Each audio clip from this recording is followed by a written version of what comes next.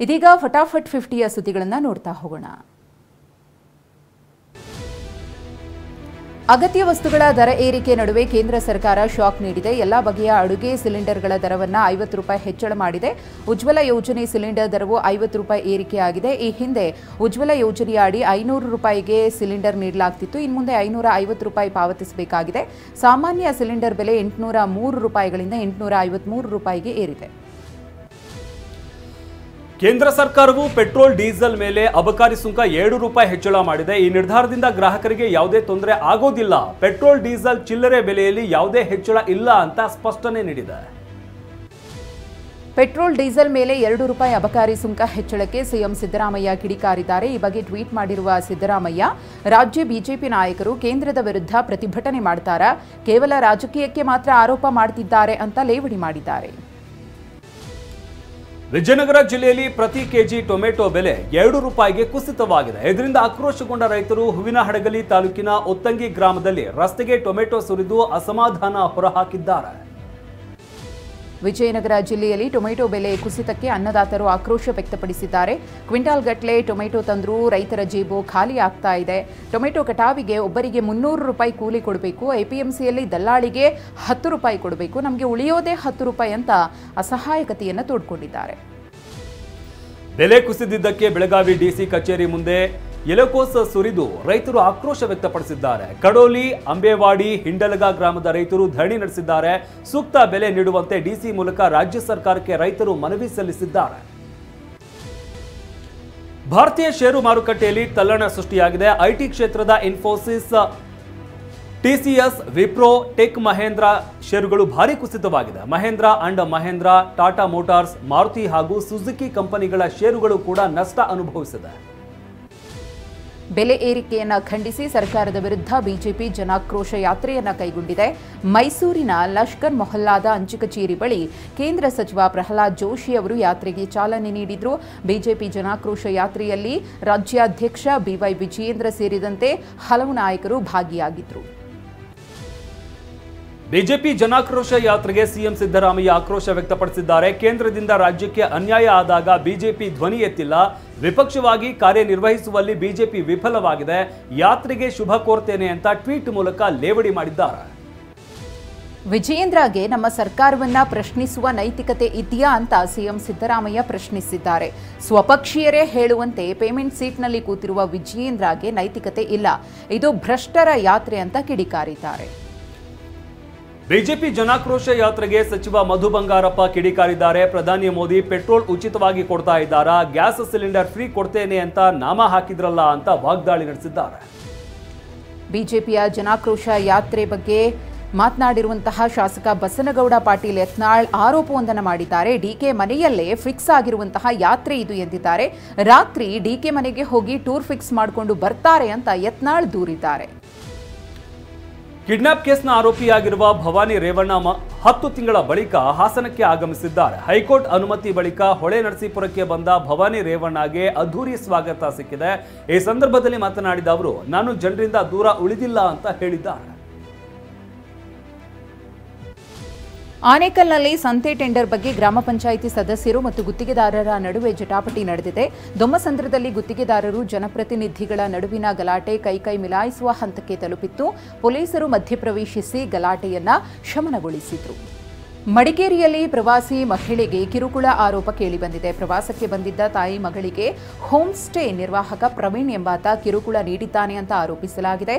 ಸದ್ಯ ಆರೋಪಿಯನ್ನ ಅರೆಸ್ಟ್ ಮಾಡಲಾಗಿದೆ. ಪ್ರೌಢಶಾಲಾ ಮಕ್ಕಳಿಂದ ಶಾಲಾ ಶೌಚಾಲಯ ಸ್ವಚ್ಛಗೊಳಿಸಿದ ಆರೋಪ ಕೇಳಿ ಬಂದಿದೆ. ಬೆಂಗಳೂರಿನ ಯಲಹಂಕ ಸರ್ಕಾರಿ ಪ್ರೌಢಶಾಲೆಯಲ್ಲಿ ಮಕ್ಕಳು ಶೌಚಾಲಯದ ಮುಂದೆ ಸ್ವಚ್ಛ ಮಾಡುವ ವಿಡಿಯೋ ವೈರಲ್ ಆಗಿದೆ.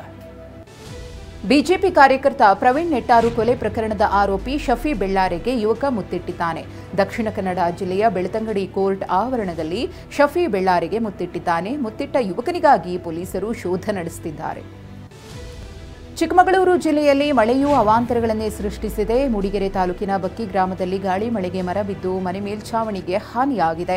ಮನೆ ಕಳೆದುಕೊಂಡ ಕವಿತಾ ಎಂಬುವರು ಕಂಗಾಲಾಗಿದ್ದಾರೆ. ಕುಡಿಯುವ ನೀರಿನ ಉದ್ದೇಶಕ್ಕೆ ಆಲಮಟ್ಟಿ ಡ್ಯಾಂನಿಂದ 12,000 ಕ್ಯೂಸೆಕ್ ನೀರನ್ನು ಬಿಡುಗಡೆ ಮಾಡಲಾಗಿದೆ. ಯಾದಗಿರಿ ಜಿಲ್ಲೆಯ ಹುಣಸಗಿ ತಾಲೂಕಿನ ನಾರಾಯಣಪುರದ ಬಸವಸಾಗರಕ್ಕೆ ಡ್ಯಾಂನ 26 ಕ್ರಸ್ಟ್ ಗೇಟ್ಗಳ ಮೂಲಕ ನೀರನ್ನು ರಿಲೀಸ್ ಮಾಡಲಾಗಿದೆ. ಗುತ್ತಿಗೆ ನೌಕರರನ್ನ ಕಾಯಂಗೊಳಿಸುವಂತೆ ಬೇಡಿಕೆ ಇದ್ದು ಕಾರ್ಮಿಕರ ದಿನಾಚರಣೆ ದಿನವೇ ಕಾಯಂಗೊಳಿಸುತ್ತೇವೆ ಅಂತ ಸಿಎಂ ಸಿದ್ದರಾಮಯ್ಯ ಭರವಸೆ ನೀಡಿದ್ದಾರೆ. ಬೆಂಗಳೂರಿನಲ್ಲಿ ನಡೆದ ಪೌರ ಕಾರ್ಮಿಕರ ರಾಜ್ಯ ಮಟ್ಟದ ಸಮಾವೇಶದಲ್ಲಿ ಸಿಎಂ ಸಿದ್ದರಾಮಯ್ಯ ಘೋಷಣೆ ಮಾಡಿದ್ದಾರೆ. ಕಸ ಸಾಗಿಸುವ ವಾಹನ ಚಾಲಕರು, ಕ್ಲೀನರ್ಗಳು ಕಾಯಂಗೊಳಿಸುತ್ತೇವೆ ಎಂದು ಸಿಎಂ ಸಿದ್ದರಾಮಯ್ಯ ಭರವಸೆ ನೀಡಿದ್ದಾರೆ. ಚಾಲಕರು, ಕ್ಲೀನರ್ ಹಾಗೂ ಒಳಚರಂಡಿ ಕಾರ್ಮಿಕರನ್ನು ಕಾಯಂ ಮಾಡುತ್ತೇವೆ ಎಂದಿದ್ದಾರೆ. ಲೋಕಸಭೆ ವಿಪಕ್ಷ ನಾಯಕ ರಾಹುಲ್ ಗಾಂಧಿಗೆ ಸಿಎಂ ಸಿದ್ದರಾಮಯ್ಯ ಪತ್ರ ಬರೆದಿದ್ದಾರೆ. ಬೀದಿ ಬದಿ ವ್ಯಾಪಾರಿಗಳ ಸಮಸ್ಯೆಗಳ ಬಗ್ಗೆ ಪತ್ರ ಬರೆದಿರೋದಕ್ಕೆ ಧನ್ಯವಾದಗಳು ಅಂತ ಸಿಎಂ ಹೇಳಿದ್ದಾರೆ. ಇವತ್ತು ಮೇಲುಕೋಟೆಯಲ್ಲಿ ಅದ್ಧೂರಿ ವೈರಮುಡಿ ಬ್ರಹ್ಮೋತ್ಸವ ನಡೆಯಲಿದೆ. ಮಂಡ್ಯ ಜಿಲ್ಲೆಯ ಪಾಂಡವಪುರ ತಾಲೂಕಿನ ಶ್ರೀ ಕ್ಷೇತ್ರದಲ್ಲಿ ರಾತ್ರಿ 8:30ಕ್ಕೆ ಬ್ರಹ್ಮೋತ್ಸವ ಚಾಲನೆ ಸಿಗಲಿದೆ. ಲೋಕಸಭೆ ವಿಪಕ್ಷ ನಾಯಕ ರಾಹುಲ್ ಗಾಂಧಿ ಬಿಹಾರಕ್ಕೆ ಭೇಟಿ ನೀಡಿದ್ದಾರೆ. ಬೇಗುಸರಾಯ್ ಜಿಲ್ಲೆಯಲ್ಲಿ ನಡೆದ ಪಲಯನ್ ರೋಕೋ ನೌಕರಿ ದೋ ಪಾದಯಾತ್ರೆಯಲ್ಲಿ ಭಾಗಿಯಾಗಿದ್ದಾರೆ. ಸಾವಿರಾರು ಯುವಕರ ಜೊತೆ ರಾಹುಲ್ ಗಾಂಧಿ ಹೆಜ್ಜೆ ಹಾಕಿದ್ರು. ವಕ್ಫ್ ತಿದ್ದುಪಡಿ ಕಾಯ್ದೆಯು ಜಮ್ಮು ಮತ್ತು ಕಾಶ್ಮೀರ ವಿಧಾನಸಭೆ ಅಧಿವೇಶನದಲ್ಲಿ ಗಲಾಟೆ ಸೃಷ್ಟಿಸಿತು. ಕಾಯ್ದೆಯ ಮೇಲಿನ ನಿಲುವಳಿ ಸೂಚನೆಗೆ ಅವಕಾಶ ನೀಡದ ಸ್ಪೀಕರ್ ವಿರುದ್ಧ ಎನ್ಸಿ ಮತ್ತು ವಿರೋಧ ಪಕ್ಷದ ಶಾಸಕರು ಪ್ರತಿಭಟನೆ ನಡೆಸಿದರು. ಗಲಾಟೆ ಹೆಚ್ಚಾಗ್ತಾ ಇದ್ದಂತೆ ಸದನವನ್ನು ಮುಂದೂಡಲಾಯಿತು. ಪಶ್ಚಿಮ ಬಂಗಾಳದಲ್ಲಿ ಶಿಕ್ಷಕರು ಕಂಗಾಲಾಗಿದ್ದಾರೆ. ಪರೀಕ್ಷೆಯಲ್ಲಿ ಅಕ್ರಮ ನಡೆದಿದೆ ಎಂದು ಹೈಕೋರ್ಟ್ 25,000 ನೇಮಕಾತಿಯನ್ನು ರದ್ದುಗೊಳಿಸಿತ್ತು. ಸುಪ್ರೀಂ ಕೋರ್ಟ್ ಕೂಡ ಹೈಕೋರ್ಟ್ ತೀರ್ಪನ್ನು ಎತ್ತಿ ಹಿಡಿದಿತ್ತು. ಕೆಲಸ ಕಳೆದುಕೊಂಡ ಶಿಕ್ಷಕರು ಸಿಎಂ ಮಮತಾ ಬ್ಯಾನರ್ಜಿ ಅವರನ್ನ ಭೇಟಿಯಾಗಿ ಕಣ್ಣೀರು ಹಾಕಿದರು. ತಮಿಳುನಾಡಿನಲ್ಲಿ ಜಾರಿ ನಿರ್ದೇಶನಾಲಯದ ಅಧಿಕಾರಿಗಳು ದಾಳಿ ನಡೆಸಿದ್ದಾರೆ. ಚೆನ್ನೈನಲ್ಲಿ ಇರುವ ಟ್ರೂ ವ್ಯಾಲ್ಯೂ ಹೋಮ್ಸ್ ಬಿಲ್ಡರ್ಸ್ ನಿವಾಸದ ಮೇಲೆ ದಾಳಿಯನ್ನು ನಡೆಸಲಾಗಿ ಶೋಧವನ್ನು ನಡೆಸಲಾಯಿತು. ರಾಜ್ಯ ಸಚಿವ ಕೆಎನ್ ನೆಹರು ಅವರೊಂದಿಗೆ ಟಿವಿಎಚ್ ಸಂಪರ್ಕ ಹೊಂದಿದೆ ಅಂತ ಆರೋಪಿಸಲಾಗಿದೆ. ಐಪಿಎಲ್ ನೀತಿ ಸಂಹಿತೆ ಉಲ್ಲಂಘಿಸಿದ್ದಕ್ಕೆ ಇಶಾಂತ್ ಶರ್ಮಾಗೆ ದಂಡ ಹಾಕಲಾಗಿದೆ. ನಿನ್ನೆ ನಡೆದ ಎಸ್ಆರ್ಎಚ್ ವಿರುದ್ಧದ ಪಂದ್ಯದಲ್ಲಿ ಗುಜರಾತ್ ಟೈಟಾನ್ಸ್ ವೇಗಿ ಇಶಾಂತ್ ಶರ್ಮಾ ನೀತಿಯನ್ನು ಉಲ್ಲಂಘಿಸಿದ್ರು. ಇಶಾಂತ್ ಶರ್ಮಾಗೆ ಪಂದ್ಯದ ಸಂಭಾವನೆಯಲ್ಲಿ 25% ದಂಡ ಬಿದ್ದಿದೆ. ನಟ ರಿಷಬ್ ಶೆಟ್ಟಿಗೆ ಪಂಜುರ್ಲಿ ದೈವ ಎಚ್ಚರಿಕೆ ನೀಡಿದೆ. ಜಗತ್ತಿನ ಎಲ್ಲೆಡೆ ನಿನಗೆ ದುಶ್ಮನ್ಗಳಿದ್ದಾರೆ. ನಿನ್ನ ಸಂಚಾರ ಹಾಳು ಮಾಡೋದಕ್ಕೆ ಯತ್ನಿಸ್ತಾ ಇದ್ದಾರೆ. ನನಗೆ ಸೇವೆ ಮಾಡುವ ಹರಕೆ ಕಟ್ಟಿಕೋ. 5 ತಿಂಗಳಲ್ಲಿ ನಿನಗೆ ಒಳ್ಳೇದು ಮಾಡ್ತೇನೆ ಅಂತ ವಾರಾಹಿ ಪಂಜುರ್ಲಿ ದೈವ ಅಭಯ ನೀಡಿದೆ. ಮಂಗಳೂರಿನ ಕದ್ರಿ ಬಾರೇಬೈಲ್ನಲ್ಲಿ ವಾರಾಹಿ ಪಂಜುರ್ಲಿ ಜಾರಂದಯ ದೈವದ ವಾರ್ಷಿಕ ಉತ್ಸವ ನಡೆದಿದೆ. ಉತ್ಸವದ ಕೊನೆಯಲ್ಲಿ ರಿಷಬ್ ದೈವದ ಬಳಿ ಕಷ್ಟ ಹೇಳಿಕೊಂಡಿದ್ದಾರೆ. ಈ ವೇಳೆ ರಿಷಬ್ಗೆ ಎಚ್ಚರಿಸಿ ಪಂಜುರ್ಲಿ ದೈವ ಅಭಯ ನೀಡಿದೆ. ಪತ್ನಿ ಮತ್ತು 2 ಮಕ್ಕಳೊಂದಿಗೆ ರಿಷಬ್ ದೈವದ ಮೊರೆ ಹೋಗಿದ್ರು. ಸ್ಯಾಂಡಲ್ವುಡ್ನ ತುಪ್ಪದ ಬೆಡಗಿ ನಟಿ ರಾಗಿಣಿ ದ್ವಿವೇದಿ ತಿರುಪತಿ ತಿಮ್ಮಪ್ಪನ ಸನ್ನಿಧಿಗೆ ಭೇಟಿ ನೀಡಿದ್ದಾರೆ. ಸಿನಿಮಾಗೆ ಕೆಲಸಗಳಿಗೆ ನಟಿ ಬ್ರೇಕ್ ಹಾಕಿ ರಾಮನವಮಿಯಂದು ರಾಗಿಣಿ ತಿರುಪತಿ ತಿಮ್ಮಪ್ಪನ ದರ್ಶನ ಪಡೆದಿದ್ದಾರೆ. ತಿಮ್ಮಪ್ಪನಿಗೆ ವಿಶೇಷ ಪೂಜೆ ಸಲ್ಲಿಸಿದ್ದಾರೆ. ಕೆಲಕಾಲ ದೇವಸ್ಥಾನದಲ್ಲಿ ಸಮಯ ಕಳೆದಿದ್ದಾರೆ. ನಟಿ ಅನುಷ್ಕಾ ಶೆಟ್ಟಿ ಹೆಸರಿನಲ್ಲಿ ಮಹಾಗಣಪತಿ ಯಾಗ ನಡೆದಿದೆ.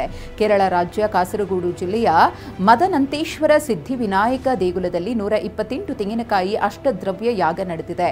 14 ವರ್ಷಗಳ ಬಳಿಕ ಅಷ್ಟಬಂಧ ಬ್ರಹ್ಮ ಕಳಶೋತ್ಸವ ನಡೆದಿದೆ.